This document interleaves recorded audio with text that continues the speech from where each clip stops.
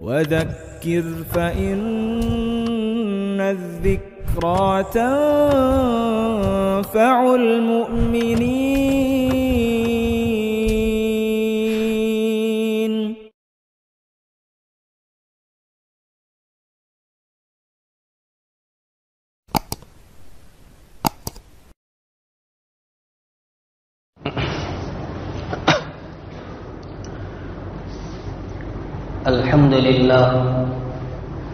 الحمد لله وكفى وسلام على عباده الذين اصطفى.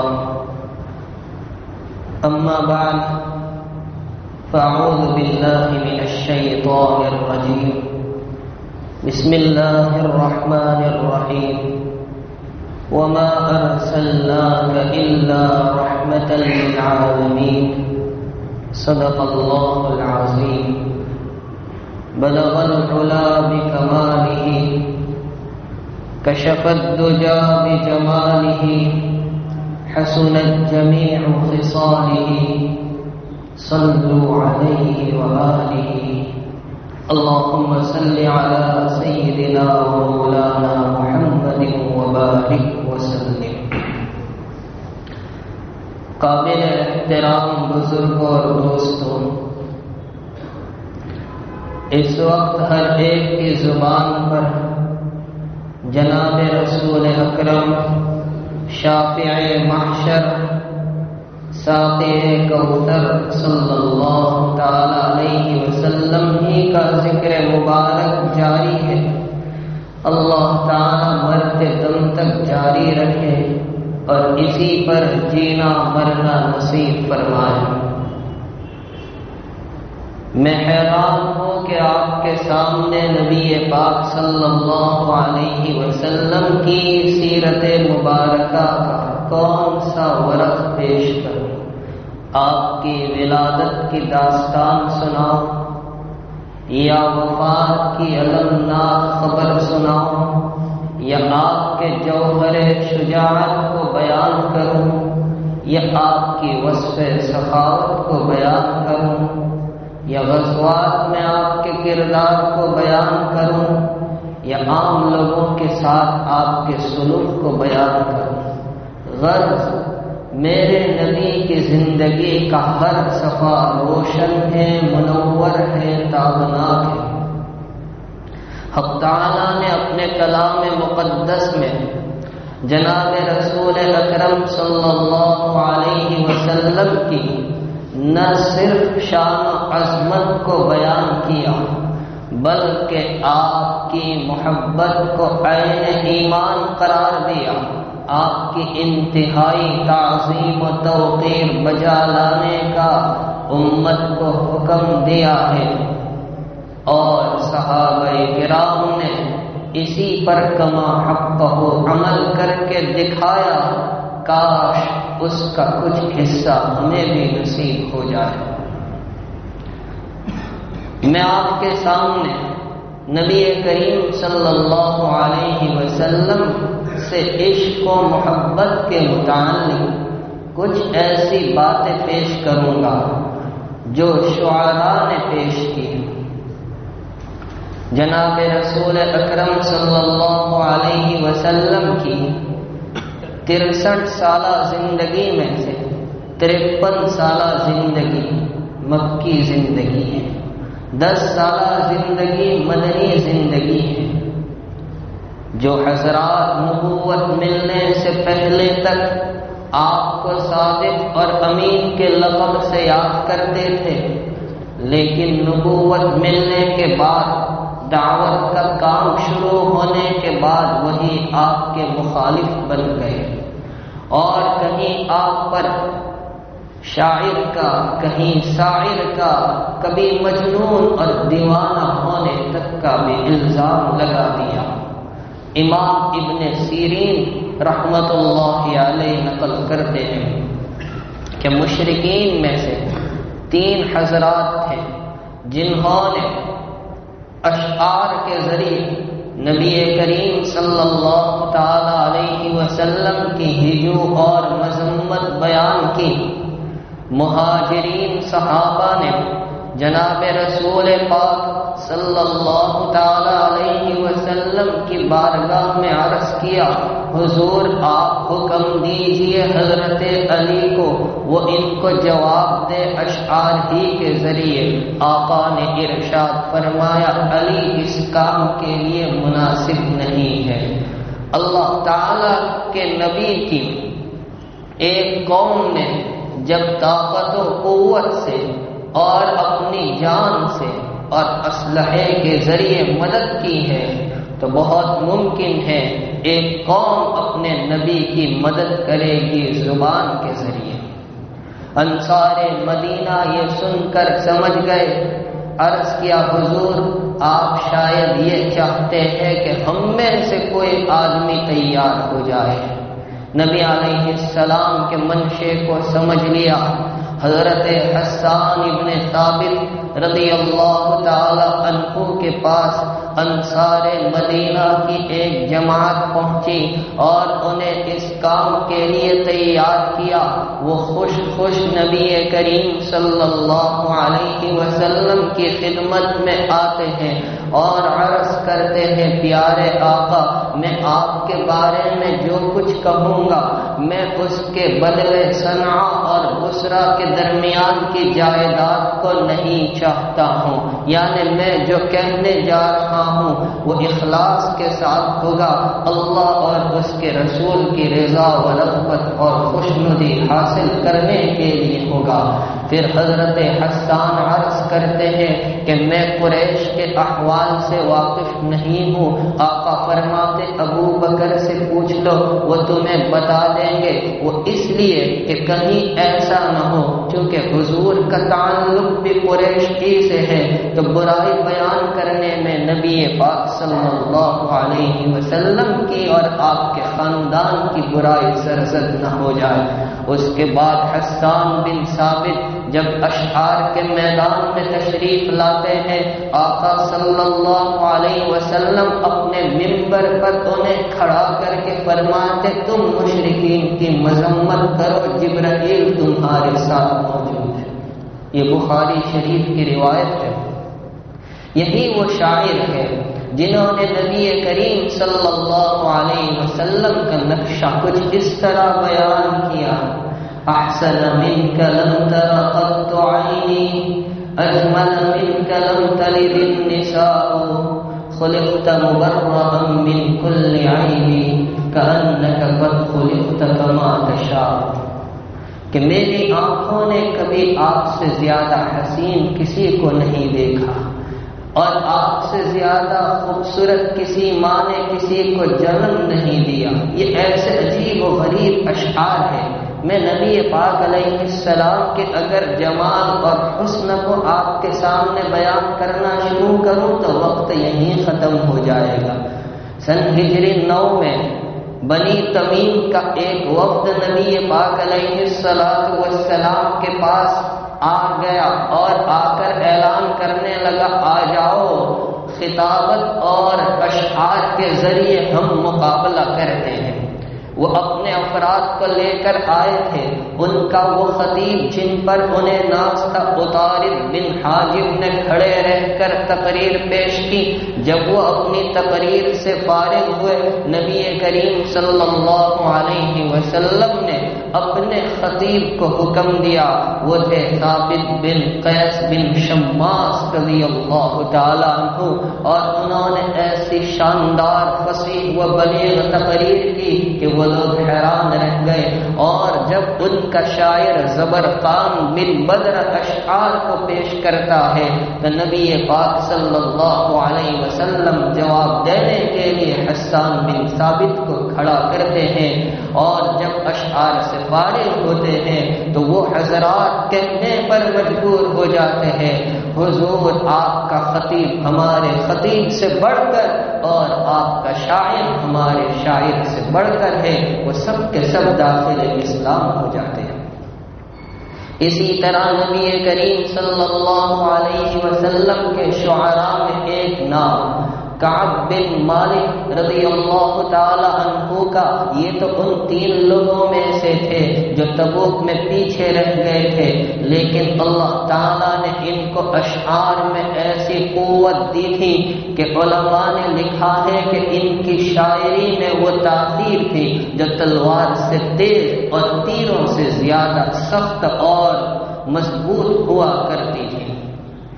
اور نبی پاک صلی اللہ علیہ وسلم کی شان میں جب تعریف کہتے تھے، امام ابن سیرین رحمۃ اللہ علیہ لکھتے ہیں کہ پورا قبیلہ دوس انہی کے اشعار کو سن کر داخل اسلام ہوا۔ آپ کے شعراء میں ایک نام عبداللہ ابن رواحہ کا ہے، یہ وہ ہے جو سن ہجری 8 میں موتا کے موقع پر شہید ہوئے ہیں۔ لیکن نبی کریم صلی اللہ علیہ وسلم کی جب شان اقدس کو بیان کرتے ہیں، ان کی شان نرالی تھی۔ یہ کفار کی مذمت ان کے کفر کے ذریعے بیان کرتے تھے، یہ جانتے تھے کہ ان کے نزدیک سب سے زیادہ تکلیف دینے والی چیز ان کے کفر کو بیان کرنا ہے۔ اور کبھی نبی کریم صلی اللہ علیہ وسلم کے حسن و جمال کا نقشہ کھینچتے ہیں تو کہتے ہیں کہ اللہ نے آپ کو ایسا حسن و جمال دیا ہے جس کی مثال نہیں دی جا سکتی، جو حسن و جمال اللہ نے موسیٰ کو دیا تھا۔ اللہ آپ کے حسن و جمال کی ایسے حفاظت فرمائے جیسا کہ حسن موسیٰ علیہ السلام کے حسن و جمال کی حفاظت فرمائی تھی۔ اسی طرح نبی کریم صلی اللہ علیہ وسلم کے شعراء میں ایک نام کعب بن زہیر کا ہے۔ اسلام لانے سے پہلے کعب بن زہیر سے غلطی ہوئی، نبی کریم صلی اللہ علیہ وسلم کی شان میں گستاخی اور بے ادبی کر بیٹھے۔ اللہ کے نبی علیہ السلام کو جب پتہ چلا تو ان کے اس جرم کی سزا ان کے سر کی متعین کی۔ ان کو جب پتہ چلا تو توبہ کرتے ہوئے شرمندہ ہو کر ندامت کے ساتھ نبی کریم صلی اللہ علیہ وسلم کی خدمت میں چلے آئے، اور آقا صلی اللہ علیہ وسلم نے ان کے جرم کو معاف کیا۔ حالانکہ فتح مکہ کے موقع پر ان کا خون حلال کیا گیا تھا۔ ایک زمانہ وہ تھا کہ جب آقا کی شان میں گستاخانہ اشعار کہتے تھے، اور ایک دور وہ آیا کہ جب آپ کی توجہات پڑی ہے تو اب آپ کی شان میں قصیدے پڑھنے لگتے ہیں۔ خیر یہ تو صحابہ کا دور تھا، بعد میں ایسے بہت سے بندے آئے جنہوں نے نبی کریم صلی اللہ علیہ وسلم کی شان میں کیا کیا باتیں کہی ہیں۔ حضرت شیخ مولانا محمد زکریا صاحب رحمۃ اللہ علیہ نے فضائل درود کے اخیر میں علامہ جامی رحمۃ اللہ علیہ کا واقعہ نقل کیا ہے کہ علامہ جامی نے نبی کریم صلی اللہ تعالی علیہ وسلم کی شان میں قصیدہ لکھا۔ ارادہ کیا تھا کہ جب آپ کے روضے پر حاضری ہوگی تو اس قصیدے کو سنائیں گے۔ حج کے لیے تشریف لے گئے، فراغت کے بعد مدینہ طیبہ حاضری کا ارادہ ہے۔ امیر مکہ نے خواب دیکھا، زیارت ہوئی نبی کریم صلی اللہ علیہ وسلم کی، آپ فرماتے وہ آ رہا ہے، یعنی جامی آ رہا ہے، اس کو آنے مت دو، چنانچہ ان کو روک دیا گیا۔ لیکن عشق نبوی کا غلبہ کچھ ایسا تھا کہ چھپ چھپا کر مدینہ طیبہ داخل ہو گئے۔ امیر مکہ نے پھر خواب دیکھا کہ ہم نے منع کیا تھا، وہ آ رہا ہے، اس کو آنے مت دو، تم نے کیوں آنے دیا؟ چنانچہ سپاہیوں کو دوڑایا اور ان کو قید کر دیا گیا۔ جب ان کو قید کر دیا گیا، سختی کی گئی، پھر خواب دیکھا کہ ارے اس نے کوئی ظلم نہیں کیا، اس سے کوئی خطا کوئی گناہ سرزد نہیں ہوا ہے، اس نے ہماری تعریف میں ایک قصیدہ لکھا ہے جو ہمارے روضے پر آ کر سنانا چاہتا ہے۔ اگر ایسا ہوا تو پھر قبر اطہر سے ہاتھ نکلے گا اور اس کو ملاقات کا شرف نصیب ہوگا۔ آپ اندازہ لگائیں کہ کیسی تعریف کی ہوگی۔ میں آپ کو ایک عجیب واقعہ سناؤں۔ 7ویں صدی کے عالم شیخ ابو محمد بصیری رحمۃ اللہ علیہ، ان کا واقعہ ہے۔ بڑے اچھے شاعر تھے۔ ایک مرتبہ راستے سے جا رہے ہیں، ایک نیک بندے سے ملاقات ہو گئی۔ اس نیک بندے نے پوچھا کہ کبھی آپ کو خواب میں سرکار دو عالم صلی اللہ علیہ وسلم کی زیارت ہوئی ہے؟ جواب دیا کہ نہیں، مگر یہ جواب نے ان کے دل کی کایا پلٹ دی۔ گھر آئے اور ہما وقت نبی کریم صلی اللہ علیہ وسلم سے عشق و محبت میں اور آپ کی تعریف بیان کرنے میں مصروف رہنے لگے، یہاں تک کہ بیمار ہو گئے، فالج کا اثر ہو گیا۔ اس دوران انہوں نے ایک قصیدہ لکھا۔ سوچا کہ میں نے بڑے بڑے بادشاہوں اور حاکموں کی شان میں قصیدے لکھے، مگر کیا حاصل ہے؟ کیوں نہ میں کملی والے کی شان میں کچھ قصیدہ لکھوں، شاید کرم ہو جائے اور اسی میں میری شفا کا راستہ مل جائے۔ چنانچہ نبی کریم صلی اللہ علیہ وسلم کی شان میں شاندار بہترین قصیدہ لکھا۔ جب تیار ہوا، خواب میں زیارت ہوئی سرکار دو عالم صلی اللہ علیہ وسلم کی، تو آپ کو وہ قصیدہ پڑھ کر سنایا۔ اس کا ایک شعر یہ بھی ہے جو لوگوں میں مشہور ہے، هو الحبیب الذی ترجى شفاعته لكل حول من الاحوال مقتحم، کہ آپ ایسے حبیب ہیں کہ آپ سے شفاعت کی امیدوں کے سامنے دنیا آخرت کی بڑی بڑی مصیبتیں بھی آسان ہو جایا کرتی ہیں۔ جب یہ قصیدہ حضور کی شان میں پیش کیا، آپ توجہ سے سنیں، اللہ کے نبی علیہ السلام نے ان کے بدن مبارک پر ہاتھ پھیرا اور ان کو چادر عطا فرمائی۔ علماء نے یہاں تک لکھا ہے کہ آپ کے دستے مبارک کی برکت یہ تھی کہ جو کچھ بیماری تھی ختم ہو گئی اور صبح اٹھے تو چادر ہاتھ میں موجود تھی۔ اسی لیے اس قصیدے کا نام ہے قصیدہ بردہ۔ بردہ چادر کو کہا جاتا ہے۔ اگلے دن جب راستے سے جا رہے ہیں تو اس زمانے کے مشہور بزرگ شیخ ابو رجا سے ملاقات ہوئی۔ شیخ ابو رجا کہتے ہیں کہ حضرت وہ قصیدہ سنائے جو آپ نے تیار کیا ہے۔ کہ کون سا؟ کہ وہ قصیدہ جس کا پہلا مصرع یہ ہے۔ اب حیران رہ گئے کہ میرے اس قصیدے کا تو کسی کو علم نہیں، ان کو کیسے پتا چلا؟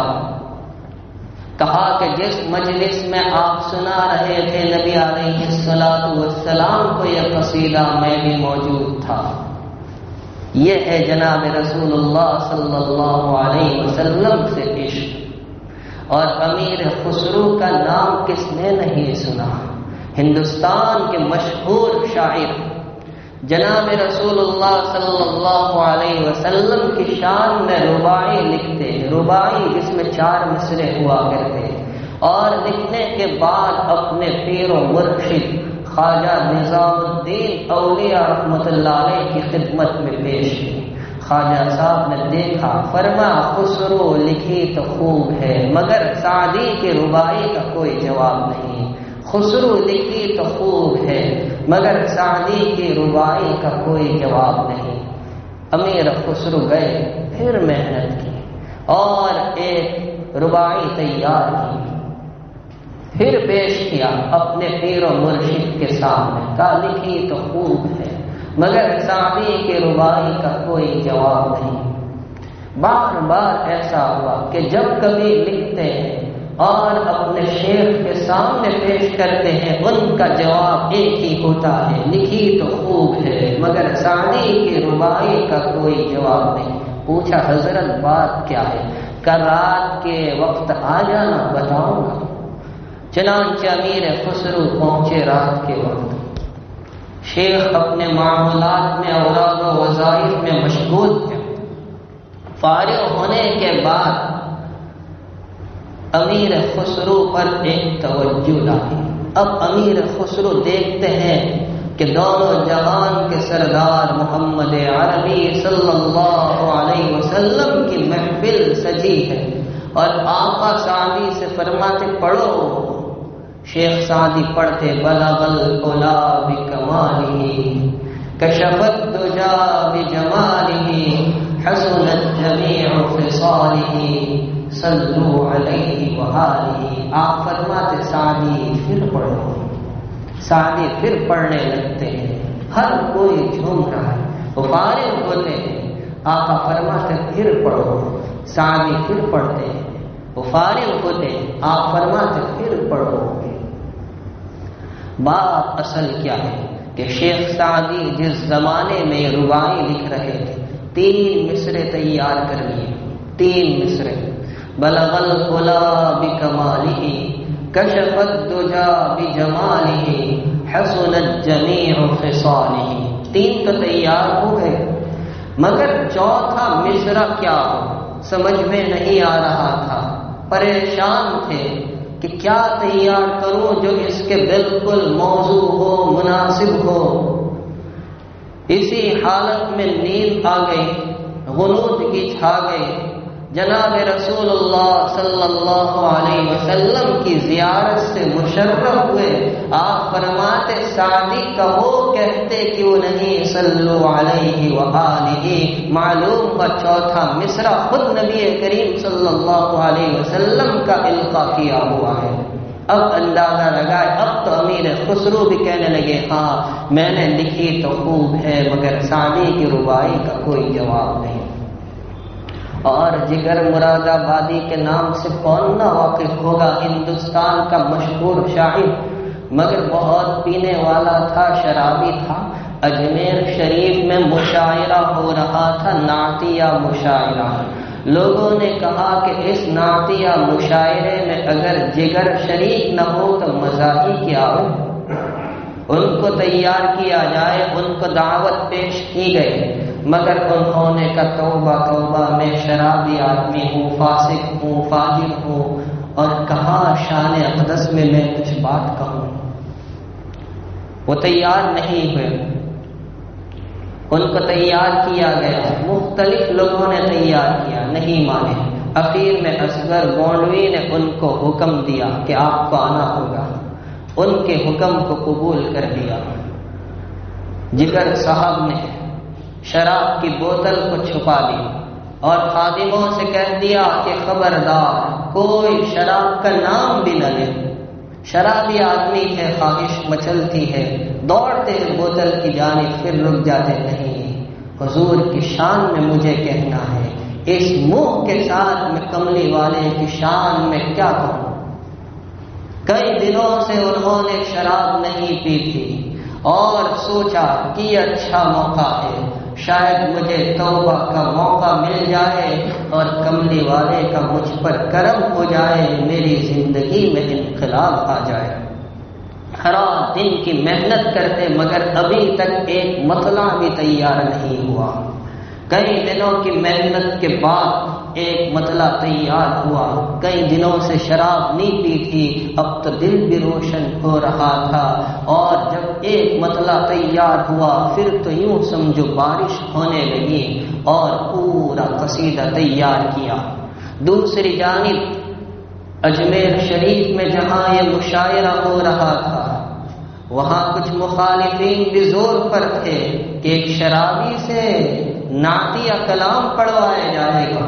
احتجاجی پوسٹر لگائے گئے کہ ان کو یہاں آنے نہ دیا جائے، ان کا یہاں داخلہ نہ ہو۔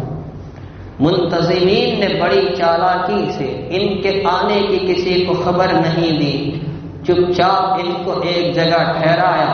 بالآخر جب مشاعرے کی مجلس قائم ہوئی تو ان کو اسٹیج پر لایا گیا۔ لوگ ان کی مخالفت میں پکار اٹھے، انہوں نے کہا سنو، تم مجھ سے نفرت کرتے ہو یا اس نعت سے جس کے پڑھنے کا شرف مجھے مل رہا ہے۔ یہ جو جملہ تھا گویا مجمع کو سانپ سونگھ گیا۔ اس کے بعد جگر نے جب جناب رسول پاک صلی اللہ علیہ وسلم شان میں قصیدہ پڑھا تو یوں سمجھو کیا قصیدہ تھا. ایک درد دل کی آواز تھی، اس کی آہ و پکار تھی. دوسری طرف آنسوؤں کی سبیل رواں تھی، جاری تھی. خود بھی رو رہے تھے، دوسروں کو بھی رلا رہے تھے. لوگوں کے دل بدل گئے، اختلافات ختم ہو گئے. رحمت عالم صلی اللہ علیہ وسلم کا قصیدہ پڑھا جا رہا ہو تو پھر غصے کی کھیتی کیسے ہری رہ سکتی ہے؟ یہ تھا جگر مراد آبادی کا عشق. ابھی ماضی قریب میں ایک شاعر گزرا ہے، وہ بھی ایک لوگوں نے کہا کہ وہ بھی شرابی تھا، راحت اندوری جیسا بھی ہو بہرحال. لیکن بعض مرتبہ اللہ رب العزت کو کسی کا کوئی جملہ پسند آ جائے تو اسی پر بھی مغفرت ہو سکتی ہے. تو ایسے ہی اس نے کوئی بات کہی، میں تو ایک سن رہا تھا اس کا شعر، تو کیا خوب کہا اس نے. کبھی دہلیز پر ہوتے، کبھی چھت پر ہوتے، کاش ہم بھی مدینے کے کبوتر ہوتے. یہ ہے عشق رسول، جناب رسول پاک صلی اللہ تعالی علیہ وسلم سے. تو ہمیں چاہیے کہ ہم جناب رسول پاک صلی اللہ علیہ وسلم کا عشق اپنے دلوں میں پیدا کریں. کسی نے خوب کہا ہے، غروب ہوگا کسی دن حیات کا سورج، خدا کرے وہ شام مدینہ میں آئے.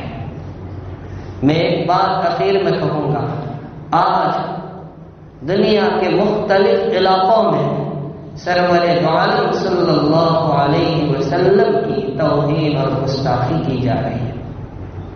خیر نبی پاک علیہ الصلوۃ والسلام کا مقام تو بہت اونچا، بہت بلند ہے، کون بیان کر سکتا ہے. کسی نے خوب کہا محمد مصطفیٰ محبوب ہے یوں سب رسولوں میں، محمد مصطفیٰ محبوب ہے یوں سب رسولوں میں، جیسے گلاب مشہور ہے زمانے بھر کے پھولوں میں.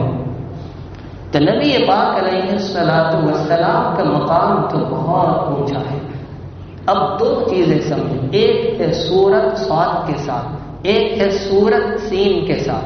قرآن کریم کی جو 114 صورتیں ہیں وہ سین سے ہیں، اور سورت صاد کے ساتھ ہو تو شکل چہرہ، ایک چہرہ ہے، ایک صورت ہے، ایک شکل ہے پیارے آقا صلی اللہ علیہ وسلم کی. اور ان کی تعریف میں قرآن جو کہتا ہے وہ 114 صورتیں ہیں. اسی سے آپ میرے آقا کے مقام کو سمجھ سکتے ہیں. اللہ تبارک و تعالی نبی کریم صلی اللہ علیہ وسلم کا کامل عشق ہم سب کو بھی نصیب فرمائے، اور آپ کے حقوق کی ادائیگی میں ہم سے جو کچھ کوتاہی ہو رہی ہے رب کریم ہماری کوتاہیوں کو معاف فرمائے، درگزر فرمائے. آمین. وآخر دعوانا الحمد للہ رب العالمین.